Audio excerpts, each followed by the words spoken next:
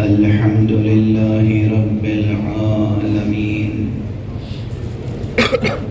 والصلاة والسلام على أشرف الخلائق أجمعين سيدنا وسيد الأولين والآخرين حبيبنا وحبيب إله العالمين إمام المرسلين وخاتم النبيين شفيع المذنبين ورحمة للعالمين أبي القاسم المصطفى محمد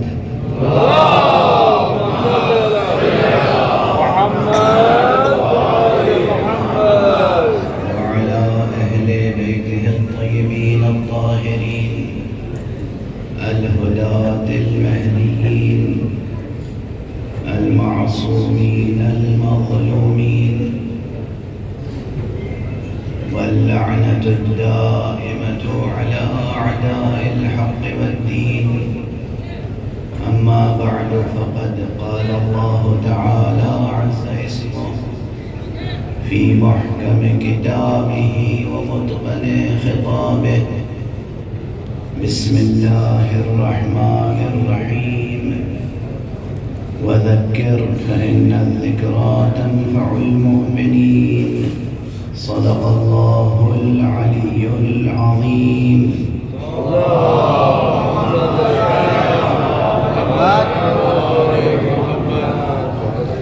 ایک اور بلندر صلوات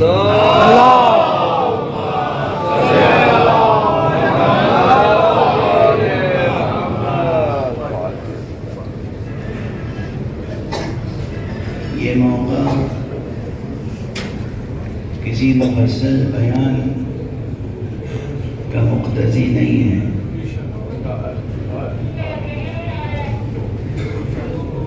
بیان کے مواقع ہوتے ہیں. کبھی کبھی لطف الہی سے انسان کی زندگی میں وہ لمحے یا وہ ساعتیں آتی ہیں جب معنی بغیر لفظ کے منتقل ہو جاتے ہیں. سبحان اللہ.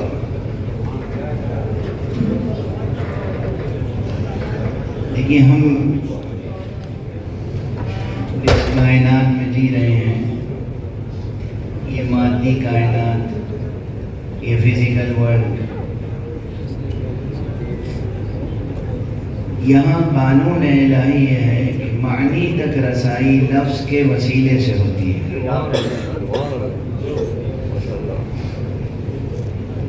کسی کے دل میں محبت ہے کسی کے لیے، تو اسے اظہار کرنا پڑتا ہے لفظوں سے کہ مجھے محبت ہے. یا اور دوسرے زندگی کے مطالب، معانی، مقاصد، انہیں لفظوں سے بیان کرنے کی ضرورت پیش آتی ہے. یہ قانون اس دنیا میں ہے کہ لفظ وسیلہ بنتا ہے معنی تک پہنچنے کے لیے. لیکن اس دنیا میں جسے ہم عالم معنی کہتے ہیں، جسے ہم عالم ملکوت کہتے ہیں، جو مادی عالم نہیں ہے بلکہ ایبسٹریکٹ عالم ہے، وہاں قانون اس کے برعکس ہے. وہاں معنی جلوگر ہوتے ہیں بغیر لفظ کے.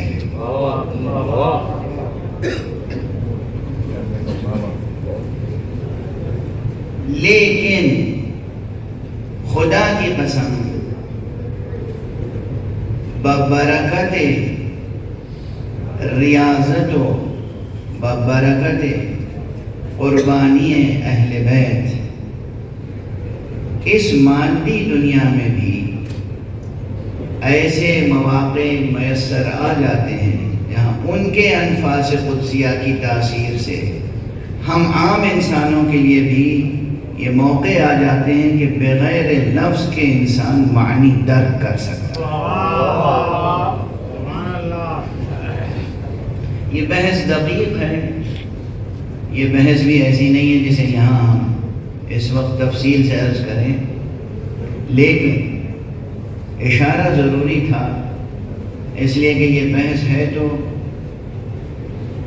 جو لوگ کوگنیٹیو سائنسز میں کام کرتے ہیں، ایپسٹیمولوجی میں کام کرتے ہیں، جو لوگ لنگوسٹکس میں کام کرتے ہیں، ان کے کام کی یہ بحث ہے، لیکن کوئی بھی علمی بحث ایسی نہیں ہوتی کہ جو انسان کی زندگی سے براہ راست ربط نہ رکھتی ہو۔ تو جو کہ ہماری اور آپ کی حقیقی زندگی سے یہ تمام مسائل جڑے ہوئے ہیں، اس لیے ان کی طرف اشارہ بھی ضروری تھا۔ اس اشارے سے جو میں اس وقت فائدہ اٹھانا چاہتا ہوں اور جس کی طرف متوجہ کرنا چاہتا ہوں وہ یہ کہ یہ جو ایام ہیں، یہ جو شب و روز ہیں، 40 کے شب و روز، یہ جو آپ مسلسل حرکت میں ہیں، مسلسل سفر میں ہیں، مسلسل ماشی کر رہے ہیں، یہ ماشی، یہ حرکت، یہ سفر دنیا کے بڑے بڑے عظیم سیر و سلوک کے نصاب ایک طرف، اور خدا کی قسم یہ 40 حسینی کا نصاب سیر و سلوک کے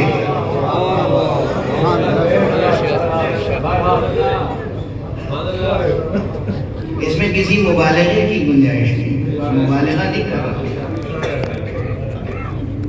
جو واقعاً اہل سیر و سلوک ہیں، عرفاء، بزرگ عرفاء، ریاضتیں کی ہیں، انہوں نے عبادتیں کی ہیں۔ میں نے اپنی ان آنکھوں سے ایسے بہت سے بزرگوں کو دیکھا ہے، اور ان ہاتھوں سے ایسے بزرگوں کی نالین سیدھی کی ہے، ایسے بزرگوں کی صحبتوں سے فیض اٹھایا ہے، ان کے سامنے زانو ادب طے کیا ہے، ان سے استفادہ کیا ہے۔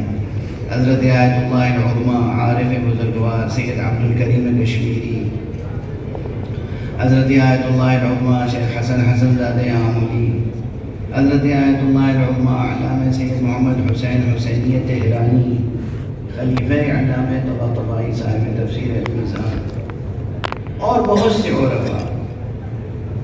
خود ان عرفاء کا اعتراف ہے کہ تمام سیر و سلوک کے نصاب ایک طرف اور ایک نسبت حسینی ایک طرف۔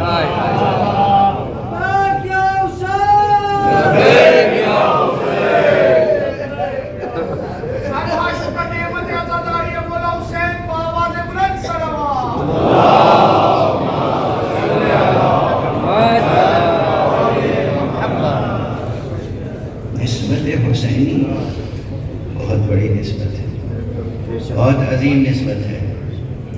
شکر ادا کریں وہ سب حضرات جنہیں توفیق حاصل ہوئی کہ وہ زیارت 40 کے لیے آئے۔ ایک قدم بھی اگر مشی میں آپ نے حصہ لیا ہے تو آپ کو اندازہ نہیں کہ کس قدر الطاف الہیہ آپ کی زندگی میں شامل ہے۔ الطاف الہیہ، برکات الہیہ، توفیقات الہیہ، بغیر توفیق خاص کے کسی کو حسین کا فیض عام نہیں ملتا۔ حسین کا فیض عام بھی کسی کو بغیر توفیق خاص نصیب نہیں ہوتا۔ بہت بلند ہے آقا حسین کا رتبہ، بہت بلند ہے آقا حسین کی بارگاہ، اور اس لیے بس یہ تذکر ہے، یاد دہانی ہے۔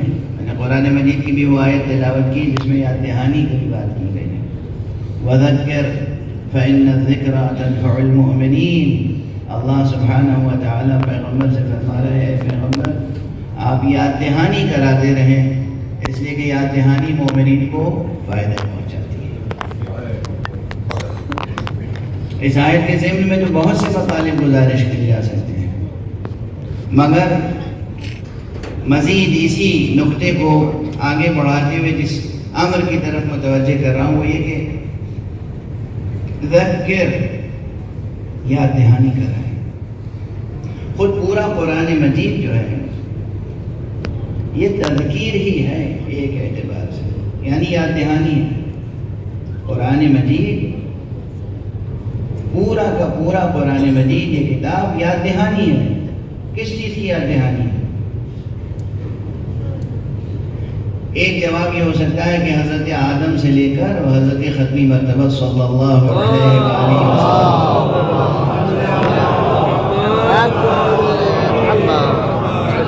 جتنے انبیاء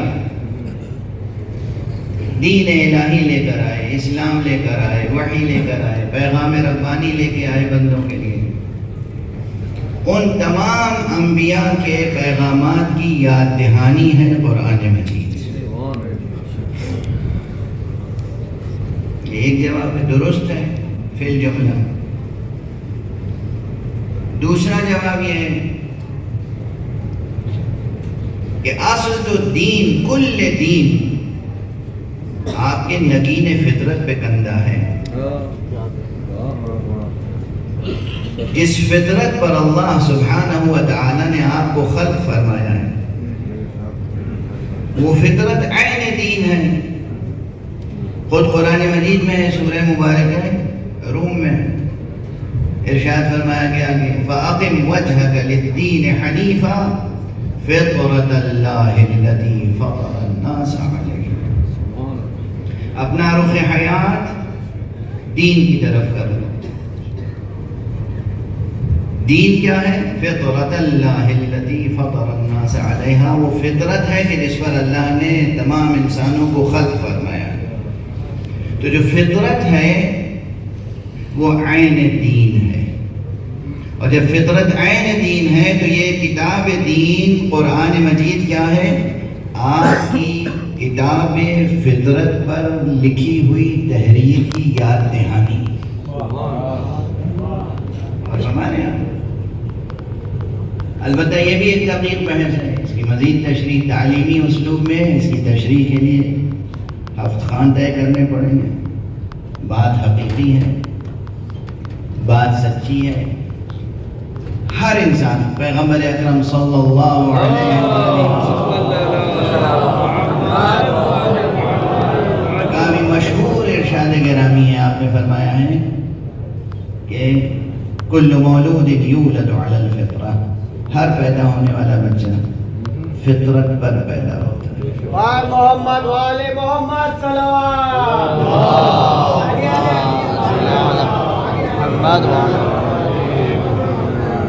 آپ حضرات صلوات پڑھتے ہوئے تھوڑا سا آگے آ جائیں، تشریف لے آئیں. صلوات پڑھتے ہوئے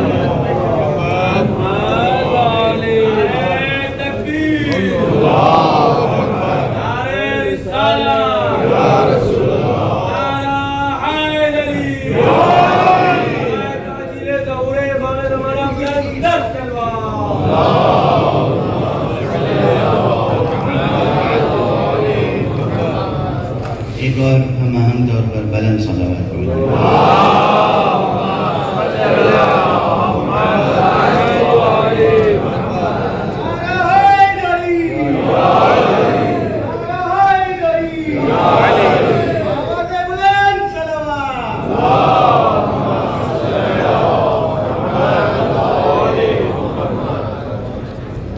تو یہ جو ارشاد الہی ہے پیغمبر سے، ذکر وذکر فإن الذکر تنفع المؤمنین، اے حبیب، اے پیغمبر آپ یاد دہانی کراتے رہیں، اس لیے کہ یاد دہانی مومنین کو فائدہ پہنچاتی ہے. تو میں نے عرض کیا کہ ایک تو یہ یاد دہانی تمام آسمانی تعلیمات کی یاد دہانی ہے. جو کچھ بھی آسمان سے نازل ہوا بشر کی ہدایت کے لیے، اس سب کی یاد دہانی ہے قرآن. جو آپ کی فطرت میں موجود ہے نصاب علم و عمل، اس کی بھی یاد دہانی ہے قرآن. ہاں، عجیب و غریب جملہ نکل گیا زبان سے، اسے یاد رکھیے گا، سادہ سا نہیں ہے. جو کچھ آپ کی فطرت میں موجود ہے نصاب علم و عمل. دیکھیے اکثر میں بعض ایسی باتیں کہتا ہوں کہ جو بعد میں بحث خیز ہو جاتی ہیں، تو اس وقت بھی زبان پہ آ رہی ہے تو کہہ کے آگے بڑھتا ہوں.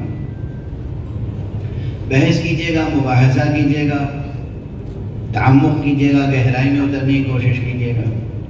عام طور پہ کیا مشہور ہے کہ انسان ماں کے پیٹ سے جاہل پیدا ہوتا ہے، یہی مشہور ہے نا؟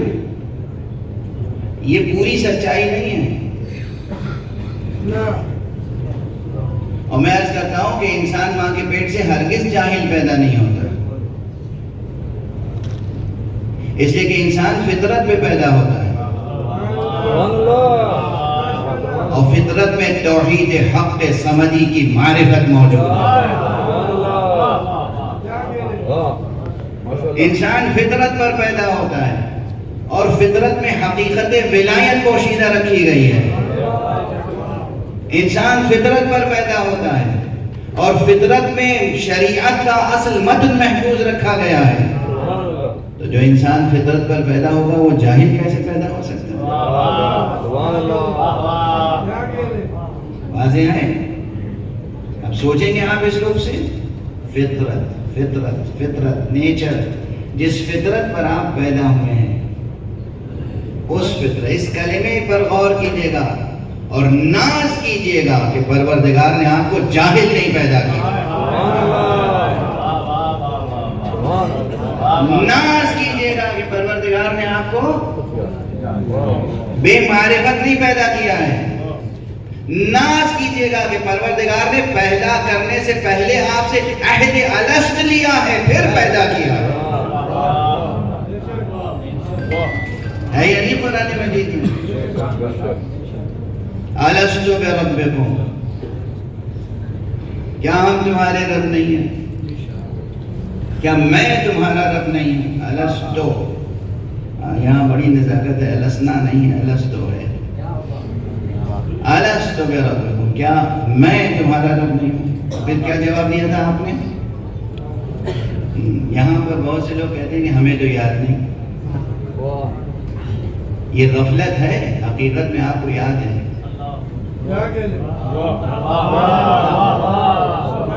بہت بڑے سوال کا جواب دے رہا ہوں آج اس منبر سے بفیض ذکر حسین علیہ الصلوۃ والسلام۔ عموماً بڑے بڑے ایک صلوات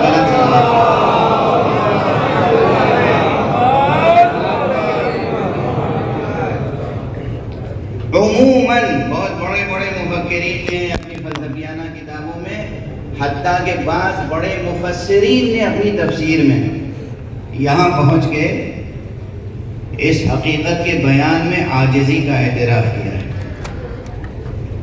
اور لوگ پوچھتے ہیں کہ بھئی ہمیں تو یاد نہیں کب پوچھا تھا، یہ عہد ہمیں یاد نہیں۔ غفلت ہے آپ کو خوب اچھی طرح یاد ہے۔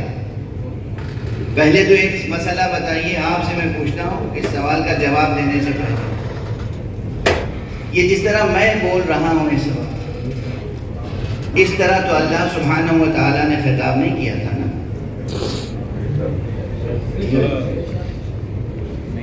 لفظوں میں خطاب نہیں ہوا تھا، زبان قال میں خطاب نہیں ہوا تھا، زبان حال میں خطاب نہیں ہوا تھا۔ کس زبان میں خطاب ہوا تھا؟ زبان تکوین میں خطاب ہوا تھا، زبان تکوین، لسان ایجاد، یہ دو لفظ یاد رکھیے۔ لسان تکوین میں، لسان ایجاد میں خطاب ہوا تھا کہ میں تمہارا رب نہیں ہوں، اور ہم سب نے کہا تھا بے شک تیری ہی ذات پاک ہماری خالق بھی ہے اور رب بھی۔ اور اس کے بعد سلسلہ ہمارے روایات میں ہے کہ صرف رب نے اپنی وحدانیت کا اقرار نہیں لیا تھا، سبحان اللہ سبحان اللہ، یہ برحق ہے۔ پروردگار نے اپنی وحدانیت کا بھی اقرار لیا، اور جہاں اپنی وحدانیت کا اقرار کیا وہیں مصطفیٰ کی نبوت کا اقرار لیا، جہاں مصطفیٰ کی نبوت کا اقرار لیا وہیں امیر المومنین علی ابن ابی طالب علیہ السلام۔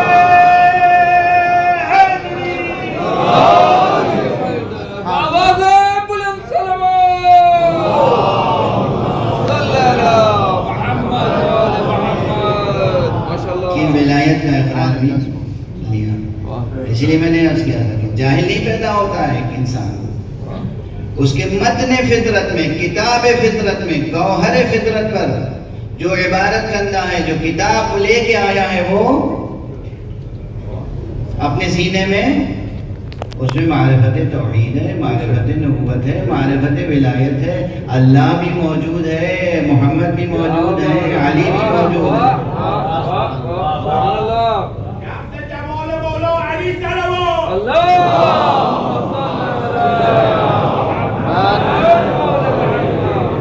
بدل گیا نا تصور، تبدیلی آئی نہیں سوچ میں۔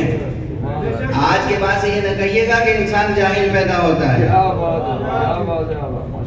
انسان ایک پورا نصاب علم و عمل لے کر پیدا ہوتا ہے۔ نبی کا کام کیا ہے؟ یہی یاد دہانی،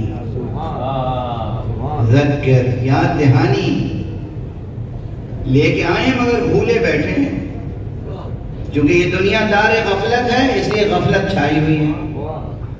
اس غفلت سے نکالنے کے لیے نبی کا آنا ضروری ہے۔ نبی آ کے وہی سبق یاد دلاتا ہے جو فطرت میں موجود ہے۔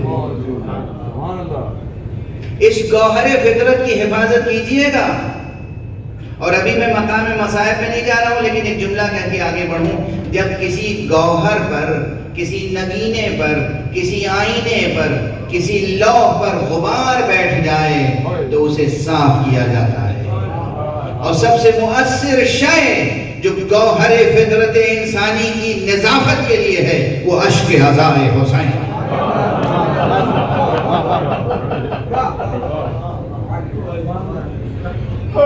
ابھی میں مقام مصائب میں نہیں داخل ہو رہا ہوں، لیکن چونکہ یہ ماحول ایسا ہے، اس وقت اس بات کو آپ سننا بھی چاہتے ہیں اور ہم کہنا بھی چاہتے ہیں،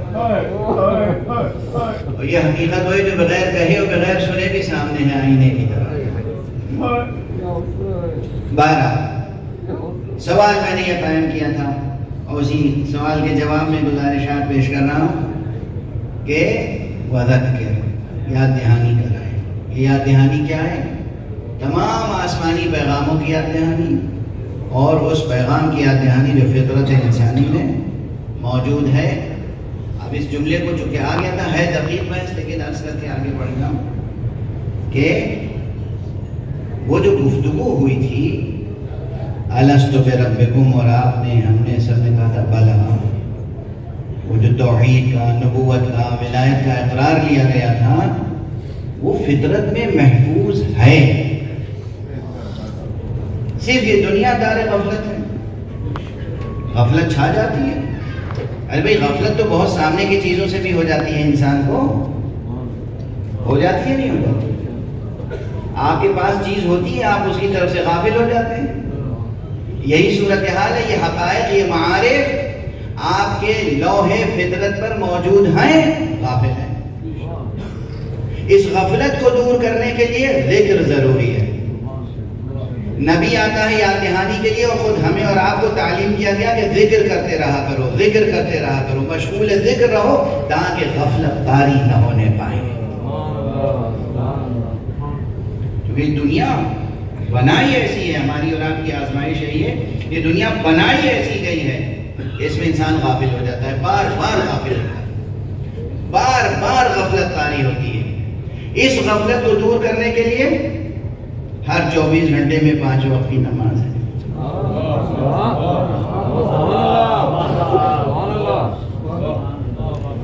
یہ کس لیے ہے 5 وقت کی نماز؟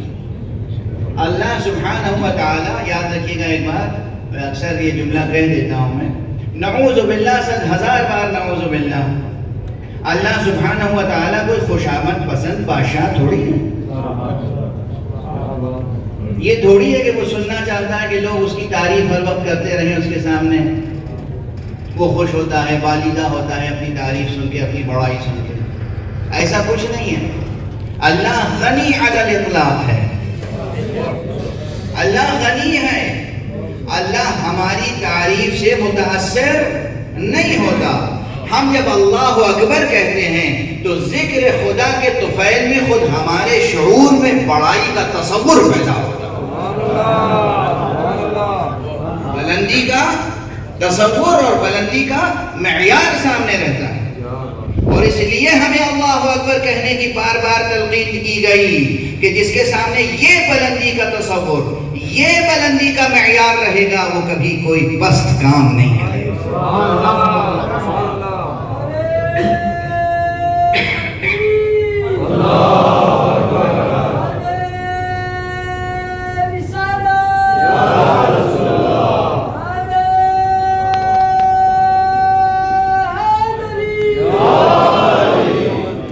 جزاکم اللہ.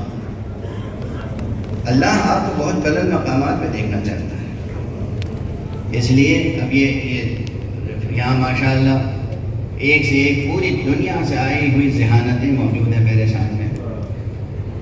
اسکالرس بھی ہیں، علماء بھی ہیں، خطبہ بھی ہیں، شعراء بھی ہیں، اسٹوڈنٹس ہیں، سائنٹسٹ ہیں، ہر فیلڈ کے لوگ یہاں موجود ہیں.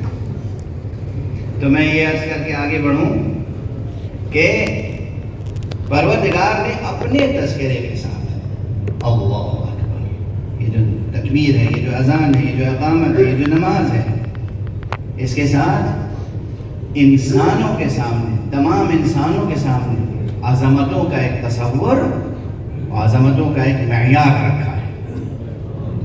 یہ دیکھو، یہ زمین، یہ مٹی کی زمین، اس میں کشش ہے، یہ تمہیں اپنی طرف کھینچے گی، یہ بھی حکمت ہے، مگر تمہیں اس کشش کو شکست دے کر ان بلندیوں تک پہنچنا ہے. اس کشش عرضی کو شکست دے کر، اس کشش حیات مادی کو شکست دے کر بلندیوں تک پہنچنا ہے. اچھا، کبھی بھی کوئی کام صرف موعظے اور نصیحت سے مکمل ہوتا نہیں ہے جب تک کہ سامنے عملی نمونے نہ ہو. پروردگار عظیم ہے، پروردگار کبیر ہے. پروردگار کا ذکر کرو تو اللہ اکبر کہو، سبحان اللہ والحمد للہ ولا الہ الا اللہ واللہ اکبر. کیا کہنا اس کا، پاک ہے، منزہ ہے، تمام ستائشیں اس کے لیے ہیں، یکتائی اس کے لیے ہے، وہ معبود برحق ہے اور وہ سب سے بڑی حقیقت ہے. یہ تو بلندیوں کا معیار ہوا. ان بلندیوں کے معیار تک کیسے پہنچا جا سکتا ہے اور ان بلندیوں کے معیار کو کیسے برقرار رکھا جا سکتا ہے، یہ وہ سوال ہے کہ جس میں بڑے سے بڑے انسان کی فکر اور ہمت جواب دے جاتی ہے. جہاں انسانوں کی فکر اور ہمت جواب دے جاتی ہے، وہیں انسانوں کی مدد کے لیے اللہ نے کچھ ایسے بندے بنائے جو ان بلندیوں کے معیار کو برقرار رکھ سکیں. ایسے ہی بندوں کو محمد کہتے ہیں، علی کہتے ہیں، حسن کہتے ہیں، حسین کہتے ہیں.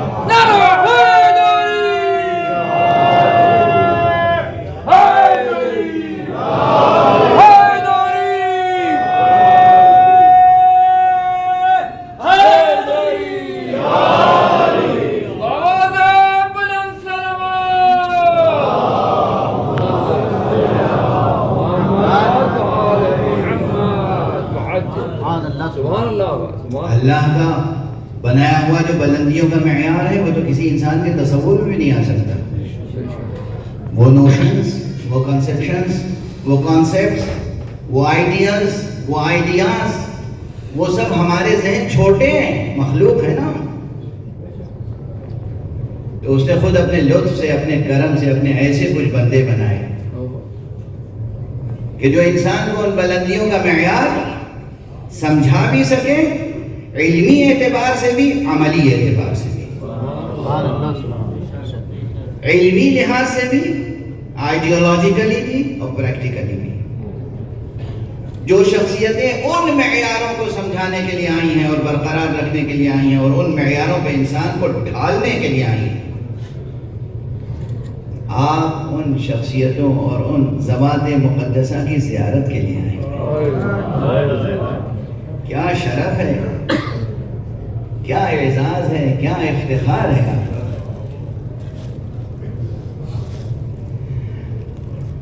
جی تو چاہتا ہے کہ بس فوراً باب مسائل میں داخل ہو جاؤں، لیکن ایک دو جملے اور عرض کر دوں.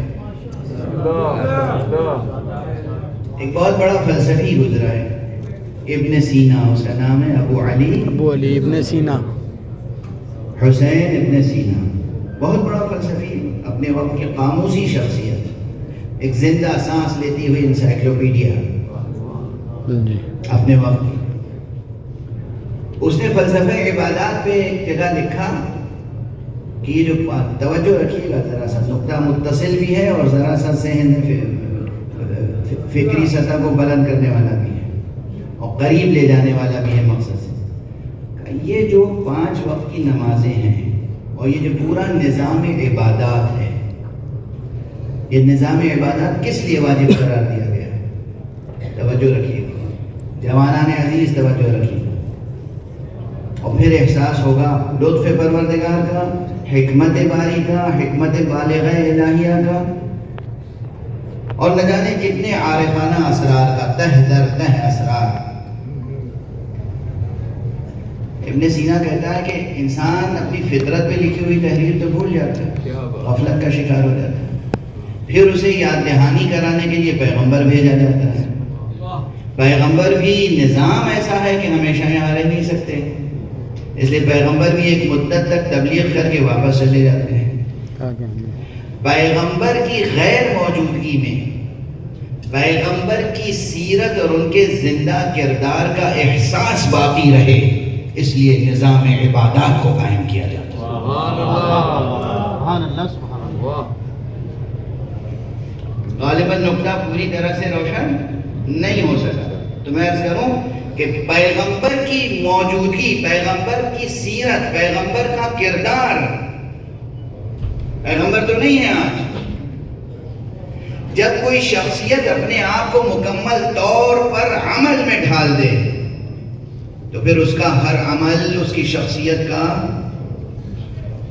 ایک نشان ہوتا ہے، اس کا ہر عمل اس کی شخصیت کی یاد بن جاتا ہے۔ یعنی خدا کی قسم یہ نماز ہے تو اللہ کے لیے سجدہ، مگر یاد ہے مصطفیٰ کی۔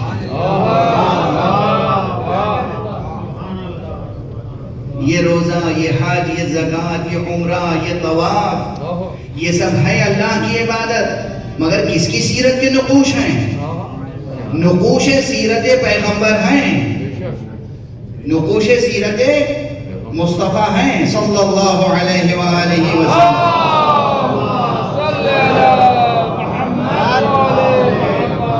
یعنی جس وقت آپ نماز پڑھ رہے ہیں گویا سیرت پیغمبر پہ عمل کر رہے ہیں، جس وقت آپ روزہ رکھ رہے ہیں سیرت مصطفیٰ پہ عمل کر رہے ہیں، جس وقت آپ حج کر رہے ہیں سیرت مصطفیٰ پہ عمل کر رہے ہیں، جس وقت آپ عمرہ کر رہے ہیں، سعی کر رہے ہیں، طواف کر رہے ہیں، یہ سب سیرت مصطفیٰ پر عمل ہے۔ اور واقعاً صرف اور صرف اور صرف سیرت مصطفیٰ پہ عمل ہی تو ہے جو الہی معیار عظمت کو قائم رکھنے والا ہے۔ سبحان اللہ، وہ معیار عظمت۔ سبحان اللہ۔ تو یہ جو عبادتیں ہیں کس لیے ہوئی؟ اللہ کو بھی یاد رکھیں آپ، اور مصطفیٰ صلی اللہ علیہ وآلہ وسلم کی حقیقی موجودگی کا احساس کریں۔ جملے کو یاد رکھیں، نماز دراصل ادراک ہے، احساس ہے، کس کا؟ سیرت مصطفیٰ صلی اللہ علیہ وآلہ وسلم۔ روزہ، تمام عبادتیں، اگر عبادت میں یہ کیف نہیں پیدا ہوا کہ ہم جو اس وقت کام کر رہے ہیں یہ وہ کام کر رہے ہیں جو رسول اللہ نے کیا تھا۔ اب ایک ذرا سا زاویہ نظر بدل کے جائیے گا یہاں سے، ہر وقت آپ نماز پڑھتے ہیں اللہ اکبر تو ذہن میں ہوتا ہے میں نماز پڑھ رہا ہوں۔ آج کے بعد سے سوچیے گا میں رسول اللہ کے عمل کی تعصی کر رہا ہوں، میں کچھ نہیں کر رہا ہوں، میں وہ کر رہا ہوں کام جو مصطفیٰ صلی اللہ علیہ وآلہ وسلم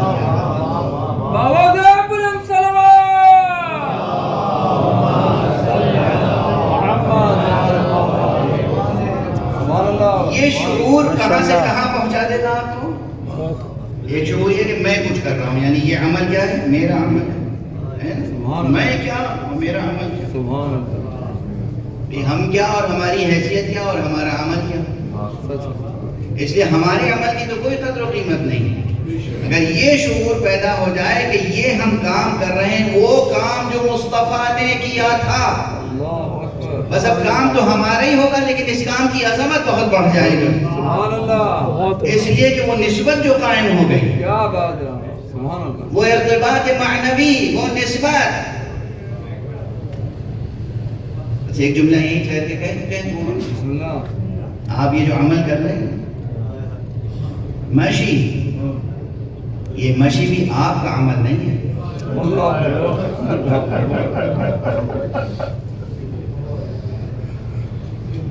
یہ سوچ کے کیجیے گا یہ امام زین العابدین علیہ السلام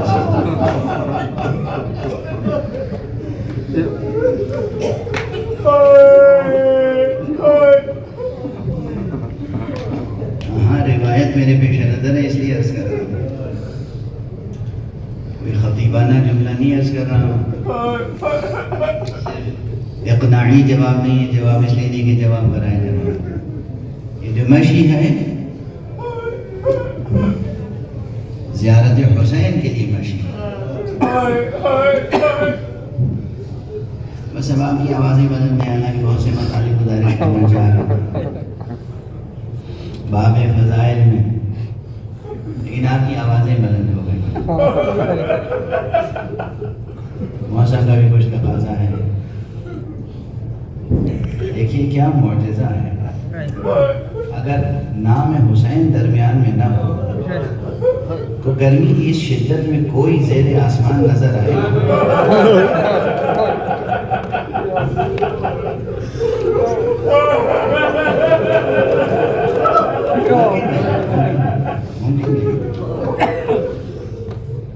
لیکن یہ نام حسین ہے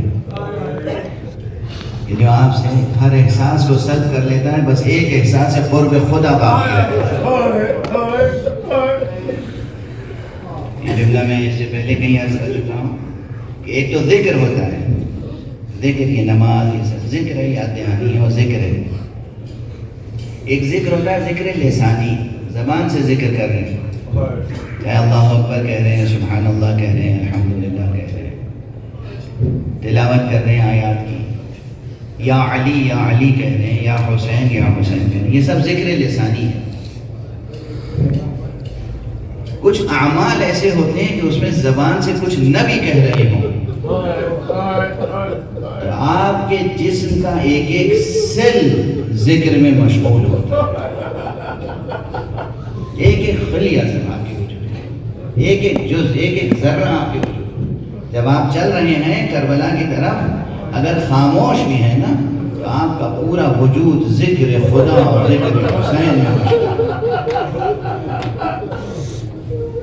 اور یہ ذکر جو وجود میں جذب ہو جاتا ہے،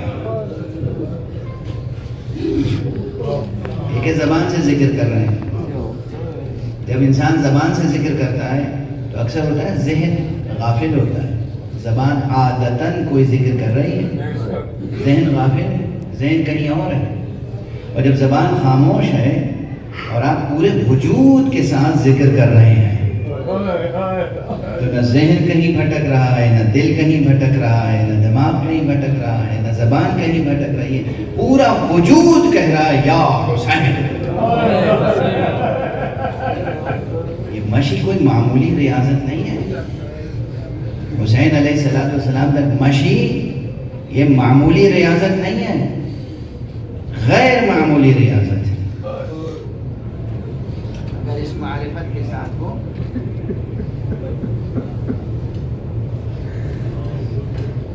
نعرہ تکبیر، اللہ اکبر، نعرہ تکبیر، اللہ اکبر، نعرہ رسالت، یا رسول اللہ، نعرہ رسالت، یا رسول اللہ، نعرہ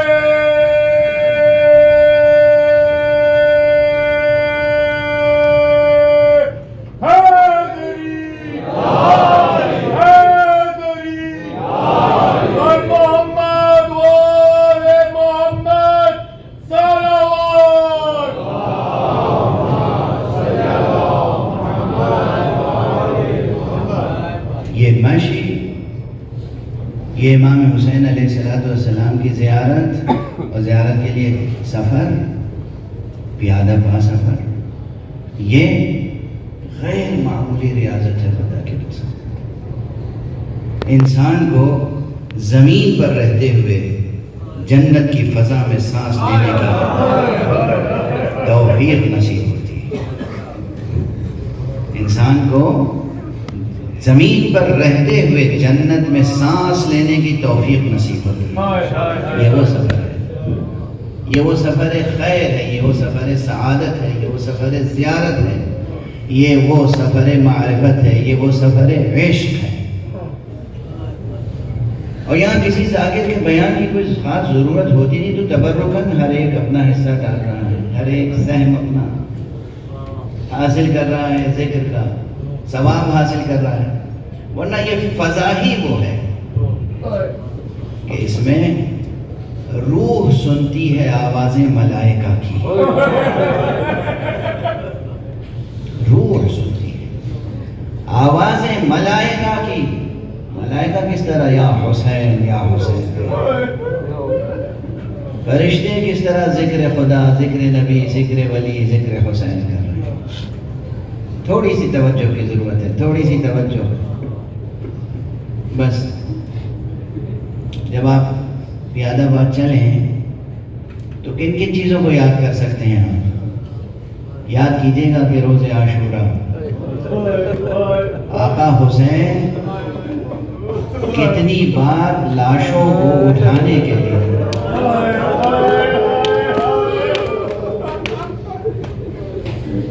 پیادہ پا خیمے سے مقتل تک گئے۔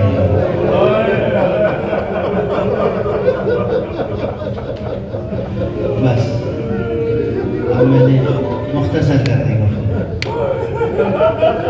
ایک ایک قدم پہ یاد کیجیے گا کیسے حسین نے قدم اٹھایا ہوگا اکبر کا لاشا اٹھانے کے۔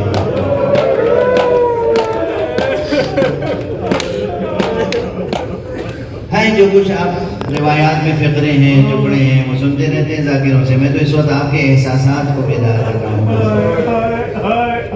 قاسم کا لاشا اٹھانے کے لیے کئی قدم، کتنے قدم آقا حسین نے اٹھائے؟ ہائے اونو محمد کے لاشوں کو لانے کے لیے کئی قدم چلے ہیں حسین۔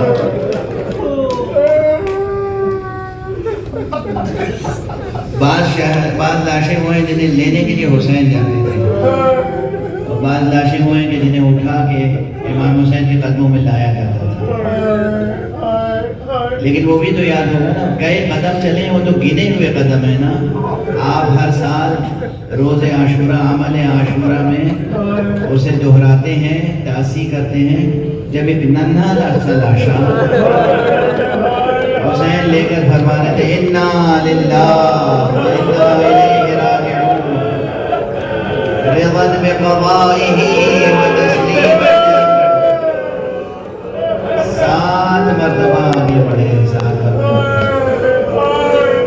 یہ سب ایک ایک قدم حسین کا یاد رکھیے گا، مشی کیجیے گا۔ اب آپ حسین کی طرف جا رہے ہیں۔ یہاں پر اس جملے پر اکثر پرانے ذاکروں کو میں نے جب سنا تو وہ یہ کہا کرتے تھے کہ سب شہادتیں ایک طرف، مگر اصغر کی شہادت اتنی بڑی تھی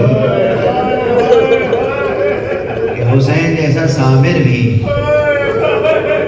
تردد کا شکار ہو گیا تھا۔ میں سنتا تھا مگر میرا دل قبول نہیں کرتا تھا یہ جملہ، یہ امام کی شایان شان نہیں ہے۔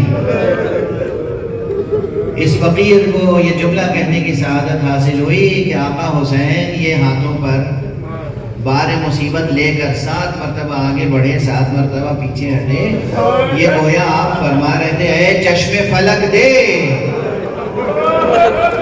یہ عظیم بار مصیبت بھی حسین کے ہاتھوں پر ہے مگر قدموں میں لغزش نہیں ہے۔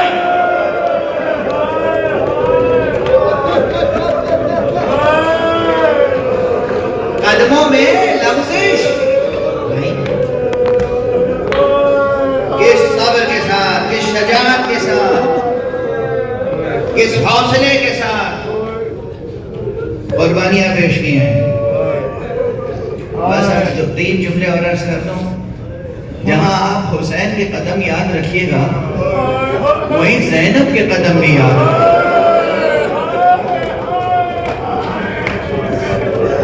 کربلا کی طرف اٹھنے والا ایک ایک قدم یاد کیجئے گا کہ جب کربلا میں روز عاشور آسمان تاریک ہو گیا، جب زمین کربلا لرز اٹھی تو خیمے سے بی بی جناب زینب نکلی اور مقتل کی طرف تشریف لے گئی۔ ایک ایک قدم یاد رکھیے گا زینب۔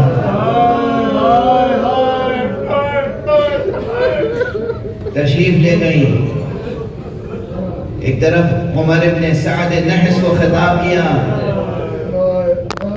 اَيُقْتَلُ ابو عبد اللہ وَأَنْتَ تَنْظُرُ إِلَيْهِ، کیا رسول کا نوازا قتل کیا جا رہا ہے اور تو دیکھ رہا ہے کھڑا ہوا۔ اور اس کے بعد قتلگاہ میں آ کے کس شجاعت سے بی بی زینب نے کس شجاعت سے اپنے دونوں ہاتھ بھائی کے لاشے کے نیچے ڈالے اور اس کے بعد اسے آسمان کی طرف اٹھا کے فرمایا ہے اللہم تقبل منا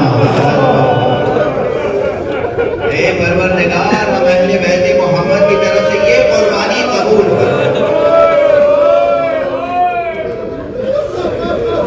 اجرکم علی اللہ اجرکم علی اللہ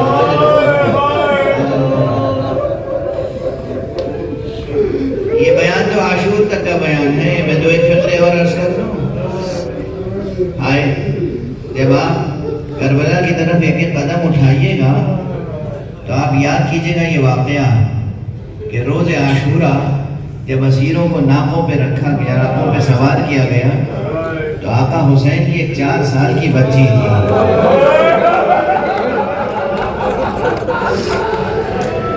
اشقیاء نے دشمنوں کو اس بچی کو تنہا لیا، ماں کی گود سے چھین لیا، پھوپھی کی گود سے چھین لیا، بھائی کے آغوش سے چھین لیا، ایک تنہا ناقے پر سینے کے بل بچی کو لیا اور اسے رسیوں سے باندھا۔ اور جب یہ ناقہ چلتا تھا بچی پکارتی تھی بابا بابا، پسلیاں ٹوٹی جا رہی۔ عزیزو ایک جملہ کہوں، وہ بی بی فاطمہ زہرا، وہ جدہ ماجدہ، رسول کی بیٹی، اس کی پسلیاں بھی شکست